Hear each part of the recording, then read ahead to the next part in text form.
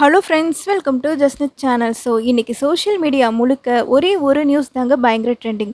நம்ம தமிழக முதலமைச்சர் ஜோசப் விஜய் அவர்கள் இன்னைக்கு கரூருக்கு ஒரு முக்கியமான விசிட் அடிச்சிருக்காரு. அவர் சிஎம் ஆனதுக்கு அப்புறம் கரூருக்கு வர ஃபர்ஸ்ட் அஃபிஷியல் விசிட் இதுதான். ஆனால் இந்த விசிட் சும்மா ஒரு அரசு விழாக்காக மட்டும் இல்லைங்க ஃப்ரெண்ட்ஸ்.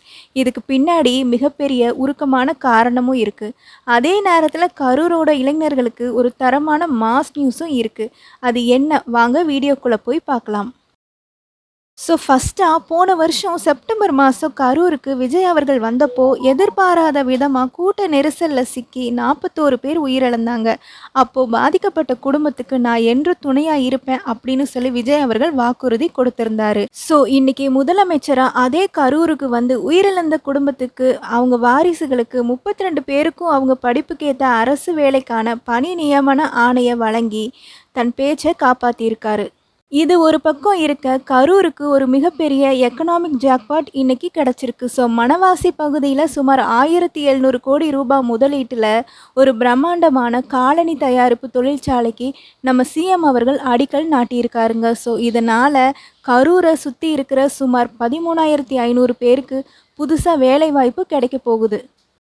விஷயம் இதோட முடியலைங்க ஃப்ரெண்ட்ஸ். இன்றைக்கி கரூர் சேலம் பைபாஸ் ரோடே திருவிழா கோலமாக தான் இருக்குது. ஆனால் போன டைம் மாதிரி எந்த ஒரு ப்ராப்ளமும் நடந்துடக்கூடாதுங்கிறதுக்காக செக்யூரிட்டியை வேறு லெவலில் பண்ணியிருக்காங்க. ஊர் முழுக்க கிட்டத்தட்ட 5000 போலீஸார் பாதுகாப்பில் இருக்காங்க.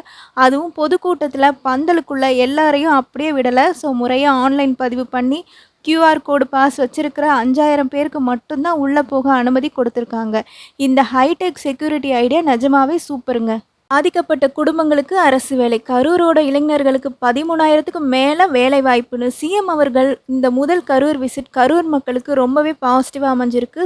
மக்களுக்கு கொடுத்த வாக்குறுதியை சிஎம் ஆனதுக்கு அப்புறமும் மறக்காமல் வந்து நிறைவேற்றி இருக்கிற நம்ம முதல்வர் விஜய் அவர்களோட இந்த செயலை பற்றி நீங்கள் என்ன நினைக்கிறீங்க அப்படிங்கிறத கீழே இருக்க கமெண்ட் பாக்ஸில் சொல்லுங்கள்.